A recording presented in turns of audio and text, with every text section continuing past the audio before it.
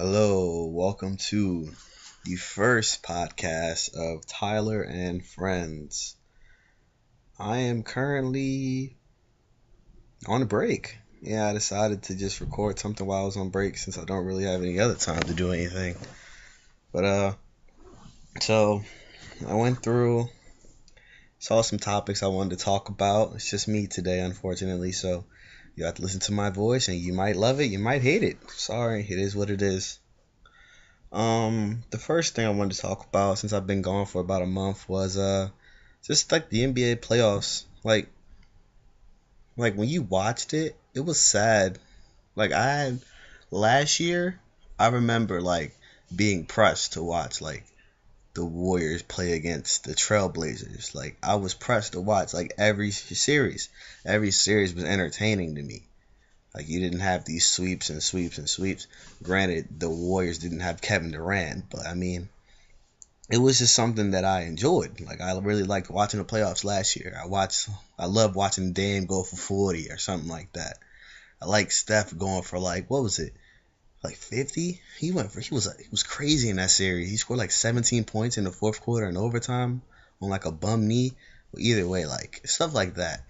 You don't get those performances anymore because the score game's over by mid third quarter, and now they're just you just see him sitting on the bench and I don't know. I mean, everybody's blaming KD, but I don't blame LeBron. But I'm just gonna say it kind of is LeBron's fault. Like he beat the Warriors, so I guess you can say it's the ref's fault for kicking Draymond Green out in Game 5 because it wasn't like they assessed the foul in the beginning. What happened was they reviewed it and then they were like, "Oh, we gotta give you a foul," which makes no sense. Like, why would you go back to review it and then give a foul, knowing that foul is going to jeopardize the series? But I know they're like, oh, we have to hold true to our roots, which is fair. So, but that game 5 changed the whole dynamic of the NBA. The Cavs won. If the Warriors won that series, they wouldn't have got KD. KD wouldn't have gone to the championship team, nor would the championship team drove to the Hamptons to try to recruit him. That's just my opinion. That's how I feel about it. NBA playoffs this year were horrible, and we need to do something. These super teams, they'll help, I guess. We'll have exciting conference finals, but the playoffs, in my opinion, will still be like people getting swept or 4 or 5 game series, and it won't be that enjoyable to watch, in my opinion. But that's just me. And then the next thing I wanted to talk about was the NBA award show. I didn't watch it. Can't really tell you nothing about it. I mean, if you did watch it, what do you expect? So I just didn't feel the need to watch an award show. I liked getting the alerts on my phone, and I liked them celebrating in front of their fans. I like that the most. But anything to make money is what the NBA is gonna do. And apparently they did something for Bill Russell, and I heard about it. I haven't seen it, but everything I've heard about it was very heartwarming, and I might have to watch that clip alone. But everything else, I have no desire to watch. But I do want to see that Bill Russell clip. And next thing, haha, free agency. So today is the 27th, I believe, of June, 2017. And today I got the news that Chris Paul will be joining the Rockets. So I didn't have him in my top 5 free agents anyway, because I feel like everybody knew, like you had an idea where he was gonna go, but ugh, like you knew he was gonna leave. In my opinion, I knew he was gonna leave because the money he was leaving was a lot. And what people don't know is that he's the Players Association president, right? So he fought for the rights for a player to get that super max. Like if they made an All NBA team, a team can offer you up to $205 million over 5 years, compared to another team offering you, I think it's like 150. We'll say 150 over 4 years. So you get an extra year plus you get an extra like 30 plus million. So basically, it adds up for Chris Paul would have been about $40 million or something like that.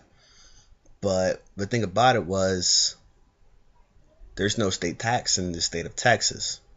So he wouldn't have to shell out as much money as everybody thought. So he's taking a little less, but with the state tax that he would have got in California, it's not as bad. It's not as big as 40 million. It's still a lot of money he's leaving on the table. I wish I can make. Wish I had the. I can't even say it right. I wish I had the problem of leaving 20 million on the table. Like, oh man, I don't want to work here. I know it's $20 million extra, but that's just me. With the Rockets, I'm happy for him. Happy. Hopefully, he can make a conference finals and make it interesting. I just always rooted for Chris Paul. Like, I just really liked. Obviously, he's kind of dirty. Like when he was at Wake Forest, I think it is. He hit somebody in the private parts. It was Sheldon Williams, I believe. He hit him coming around the screen. He just hit him in the private parts. Like, he's kind of a dirty player. He's a little scrappy, but I've always liked him as a player, and I want to see him do good. I think he's like 32, so him signing that deal and going, I think it's 5 years because he opted into the contract with the Clippers, and then then he got a trade, so he probably getting 5 years max money, or he's taking a little bit less. We're not sure yet, but either way, Houston's going to be stuck with a contract when in about 2-3 years, he's going to be about 34, 35 years old. And you're paying a guy $30+ million to be 34 years old. And nobody really wants that. And that's what's going to suck really, really, really, really, really bad. And nobody's looking forward to that. But hopefully in the next 2 years, they can do something and knock the Warriors off in the West. Really want to see him go to the Spurs though, but that's up for another day. I really can't do predictions because the free agency is not over yet. I was thinking about doing predictions, thought about doing football predictions, thought about doing just predictions. I guess baseball too, but I mean that's the most unpredictable sport in my opinion.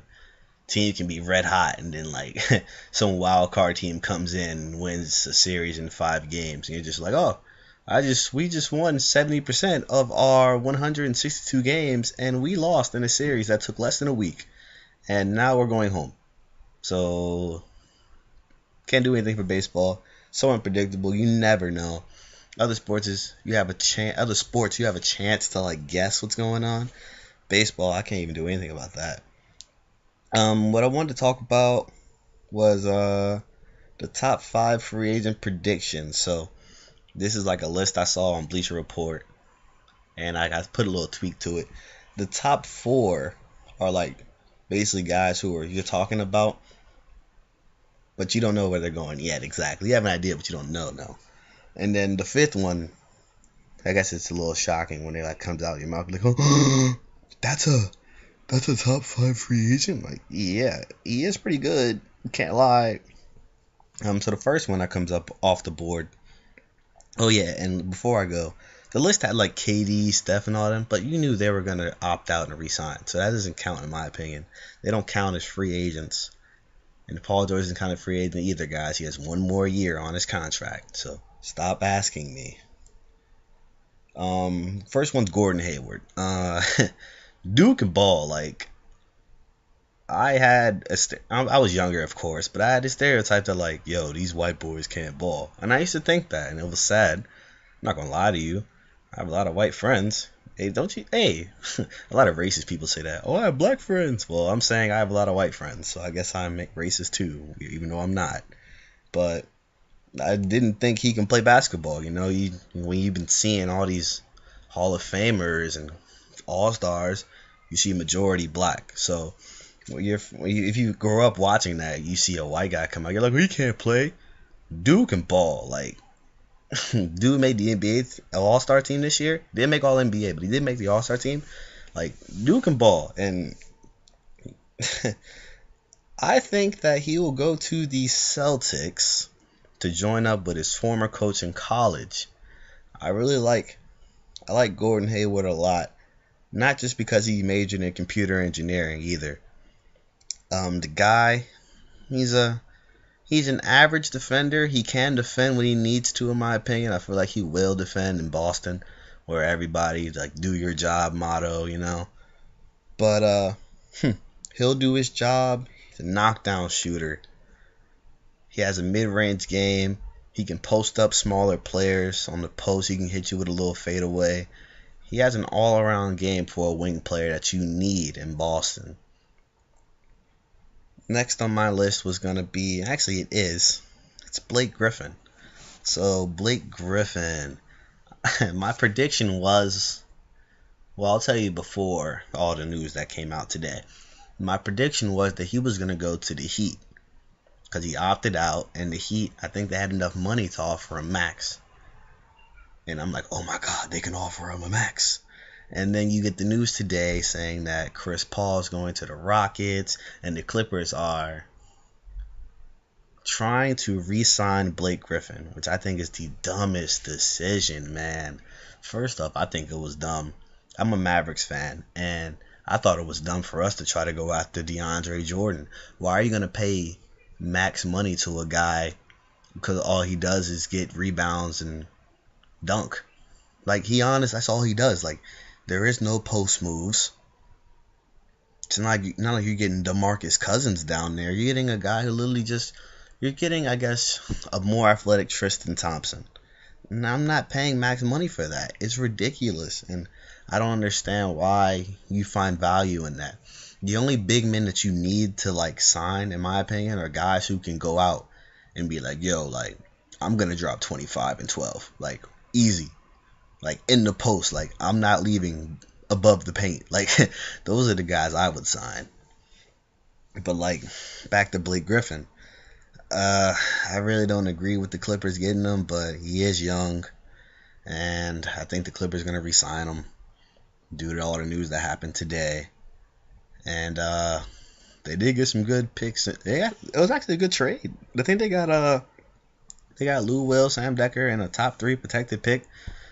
So I guess if they land in the top 3 or something like that, they get it. I don't know the rules, but either way, I think it was a good deal for both sides. People say, no, Chris Paul cheated. No, he didn't. Chris Paul is such a gentleman, in my opinion. Because some people, probably me too, I would have just left. I would have been like, Doc Rivers, you declined my Melo trade because you love your son so much. You didn't want to trade Austin Rivers, so now we got stuck with whatever. Now we got stuck with him. We could have had Carmelo Anthony. The only need on the Clippers at that time was a small forward, and for some reason you wanted to keep a backup point guard who happens to have your last name. So if I'm Chris Paul, I'm like, man, he don't want to listen to me. I'm just going to leave. I'm just going to leave without nothing. But he's a really, really nice guy. Like I said, the president of the NBA Players Association. He had a good head on his shoulders. He decided, hey, they wanted me. I loved it here. I enjoyed my time here, but I'm going to help them out in the future and hope for the best. So they got a trade. They did something. Something's better than nothing.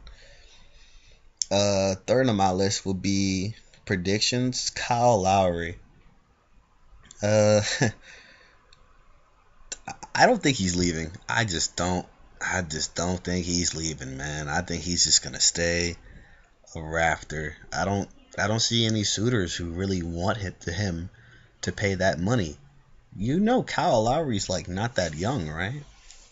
Somebody claims he's 32. I heard somebody say he was 32. I'm not sure. I don't have my phone on me.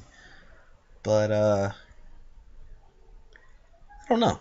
I really don't know. He might be 32. So let's just say he's 30.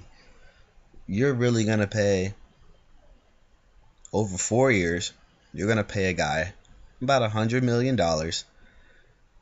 who, in my opinion, he's like 5. He's 5'9", 5'11" in his shoes. So 5'11" in his shoes. Can't defend that well. He's a really good shooter, really great offensive player, suspect defensive player. And in the playoffs, you need defensive players. You're going to let that go? Actually, that's a lie. You're going to pay that. You're going to pay that steep price for Kyle Lowry. I mean, if you do, you do. I'm not going to judge you for it.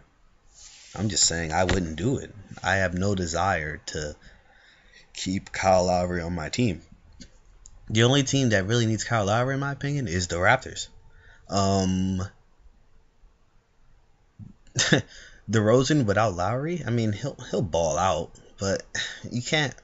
There's just something about shooting guards who can't shoot from three. There's just something about it that dislikes that I don't like at all, and that is what DeRozan is. And you kind of need that offset in the backcourt who can knock down shots because the backup, I believe, is Corey Joseph, and Corey Joseph can't shoot that well. He's a really good guard, defends, can knock down a mid-range shot. If he's completely wide open, he'll maybe knock down a three. But I don't see Corey Joseph as my, oh man, I gotta keep him. No, he's definitely not that. Next on my list is Paul Millsap. Paul Millsap, Hawks let him. I guess the Hawks are gonna let him walk because they don't want to give him max money, and they shouldn't. I think they blew it all up. They're in rebuild mode. They traded away Dwight Howard. I mean, I would too, but I'm just saying, like they're giving away the pieces. I think they're just gonna rebuild. I think they realize that they're doing what I think every team should do. Like, you're not gonna win anytime soon, in my opinion, due to like the dominance of the Warriors and Cavaliers. You're not gonna win anytime soon. Just rebuild. So when the Warriors are gonna be around for a while, but when the Cavs get old or LeBron leaves, then you'll have the team that you want. Stop doing it now. Stop trying to win now. You're not going to win now. That's coming from a fan, not a person who is a GM whose job is to construct a team to go win games. But that's how I feel. I feel like if the Hawks, I'm getting rid of everybody who cost over like $10 million a year. I'm paying a bunch of other guys, some lower guys, man. But back to the question of Paul Millsap, where he will go. I hear a lot about the Nuggets. I hear a lot of talk about how the Nuggets are a really good fit for him. Next to Jokic. Yes, the Joker or whatever his name is. I like Jokic. Really good. But yeah, I like that fit for him. Even though they like to run up and down the court in Denver, but I feel like he can give you a little presence in the post because the game's going more towards stretch fours, and he is a stretch four, but he can also bully you in the post, as we saw in the series against the Wizards. If a guy is just his size or a little bit smaller, he's gonna bully you in the post. Guy has some moves, knock down free throw shooter, so he's not afraid to contact of getting fouled. I mean, I like him. I guess Denver is a good choice. I have no other desire for him to go anywhere else. Yeah.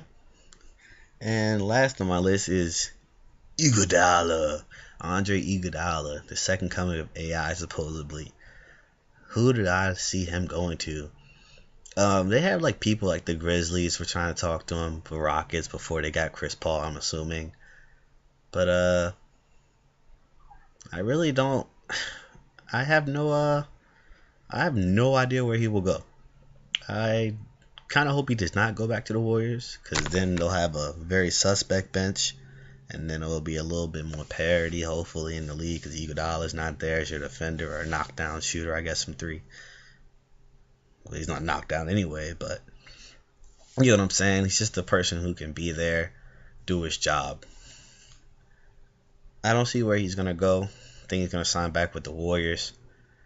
I hope he does not, as a basketball fan, but it is what it is. These are just random names that I thought about the other day, and I think this is going to happen. What I really want to happen is I want the Thunder to get better. I just love Westbrook, man. I love watching that guy play every night. Like if I had League Pass, I'd watch the Thunder play every night. The Thunder and the Milwaukee Bucks, I'd watch those two teams play every night. But the Thunder, I really want them to get Rudy Gay and JJ Redick. Sounds weird. I know it's like, whoa, why would they get them? Well, Rudy Gay, he's not bad. Like, the guy can ball. Like, if you look at his numbers when he was with the Kings and healthy, He put up okay numbers. He put up okay numbers in Toronto. He put up great numbers when he was with Memphis. The guy can ball, and I don't think he's that old yet. And JJ Redick, a knockdown shooter, like knockdown. Like I think they got Anthony Morrow, who's a knockdown shooter, but Anthony Morrow's not as, I can't say this, but he's not as mobile as JJ Redick. JJ Redick will actually run around some screens. He'll get open. I think he averaged like 14, 15 points this year. So he was a top 10 shooting guard this past season at a very suspect position, shooting guard. In the league, if you look at them, there's not a lot of great ones. There's a few good ones. And JJ Redick's one of those good ones that I think they need. I know they have Oladipo already, but hey. Okay, JJ's getting a little old. Or put him in a smaller lineup. Oh yeah, and get Roberson out of there. Please, get him out. There is no reason that you were playing the 3 spot and you're shooting 53% from 3. There is no reason why fans should be older than your free throw percentage. There's no excuse. None at all. And it just sucks that there's people like this in this world who get paid millions to miss free throws. I think right now I'll be a 65% free throw shooter, and that's with me getting paid a single dime to play basketball. That's with me not playing organized basketball since about 7th grade. And I wasn't that good back then either. But I'm 65%. Like, give me 100 free throws, I'll knock down 65 of them. And he's knocking down 53 per 100. That's not good. That's really bad. Really, really bad. Alright, so I have nothing else to talk about. But we have questions. Questions from my friends, family, anyone that supports me while I do this thing. Break's almost over. So, let's see. The first question I have is from Matt Gunther, my man Matty G. He asked me 2 questions. The first one was, will Chris Paul be a Rocket? Well, that's already been answered. He is going to be a Rocket. But I don't think it'll be official till July 1st. So I'm still going to answer this question. Yes, he will be a Rocket, but at first I said no. I said he was either going to stay and take the $40 million or he was going to be a Spur. Those are my first 2 options. I really did not think he'll be a Rocket. They were pushing hard. Oh, and since the Knicks might buy Melo out of his contract, since Melo will probably play at a lower price to go to Houston, did you think about that? I saw a report on Twitter, and it was like, since the Knicks are going to buy him out, since they can't acquire Paul George in a trade. My friend Miles said earlier they traded all their assets away. So that was really, I didn't think about that. So thank you, Miles, for telling me that. But you can still get Melo and just sign him. He'll probably pay for like $4 or $5 million this year. He's already going to be getting like 20-something million in a buyout from the Knicks. So he'll probably play for less this year. Now next year is a little different story. So Melo, watch where Melo goes. After the Knicks buy him out, watch where Melo goes. You can say he's a free agent. He's not going. He's either going to 3 teams, in my opinion. He's going to the Sixers, the Cavs, or the Rockets. Stay tuned. I would love to see him in a Mavericks jersey, but that's just me. Second question Matty G has is Tom Brady the best at his position at the age of 40? The answer is no. Like, he's not the best quarterback. Like, when you watch Brady play, he's a really, really, really good quarterback. He's really great. I'm not even going to say good. He's really great. Greatest of all time that I've seen. But, like, him, like, quarterback, when I look at greatest quarterback, I'm like, all right, I'm going to throw you on the Jaguars and do something. Like, make something out of nothing. Brady does it, but it's not like in a way where he's picking the defense down the field. It's more of a, all right, so we got all right, so the DB's playing 5 yards off. We're gonna run a quick bubble screen. All right, they're playing off slant. Oh, drag right here. Oh, a slant. Like it's not. It's like he's just nickel and diming the defense. You never see him like pick it apart, like going down the field. From what I've seen, now I can be wrong. I'm not a big football analyst. I love football, but I'm not. I don't analyze the game like everybody else does. But I don't think Brady. He's not the best. I I'd put him behind two other players in my opinion. I put him behind Aaron Rodgers is the best quarterback in the league. Like, there's no doubt about it in my mind. And I'm a Vikings fan. There is no doubt about it. And they see him every year. So I know I've watched enough Aaron Rodgers to see that he is the best quarterback in the league. Like, there is no doubt in my mind that Aaron Rodgers is the best quarterback. And I don't think that Tom Brady as a quarterback is better than Drew Brees. I just don't. I love Drew Brees. Dude's 6 foot nothing. Slings the ball in that open offense, in that dome, that guy is remarkable, man. I can't put Brady as a quarterback. Like right now, as a pure quarterback, like if there were 3 quarterbacks I can choose, I'd pick him third, behind Aaron Rodgers and Drew Brees. That's just me, and that is why I'm a flawed person. Jaquan, my man Jay Queasy. Shout out to the Bowling Bombers. He asked me, what do the Grizzlies need to make the finals? He said besides Jesus, so he understands that it's not gonna be a overnight thing. The first thing you need to do, my opinion, is reconstruct Michael Conley's contract. Like that 130 million is gonna kill you, and it is. All your players are getting old to an extent.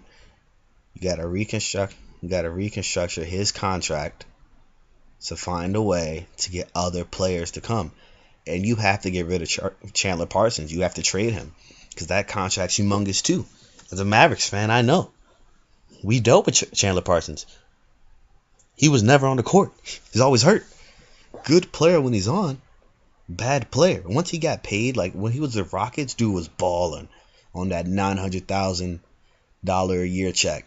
Once he got paid millions, like once we gave him, I think we gave him close to the max or a max deal, he did nothing. Like Harrison Barnes on the max deal played really good this year. Really good.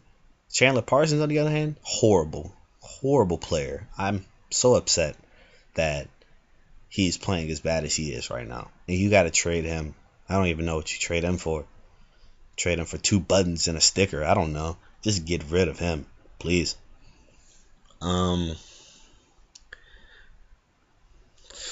Let's see. Oh yeah, to make the finals. I'm sorry, man. I didn't even answer your question.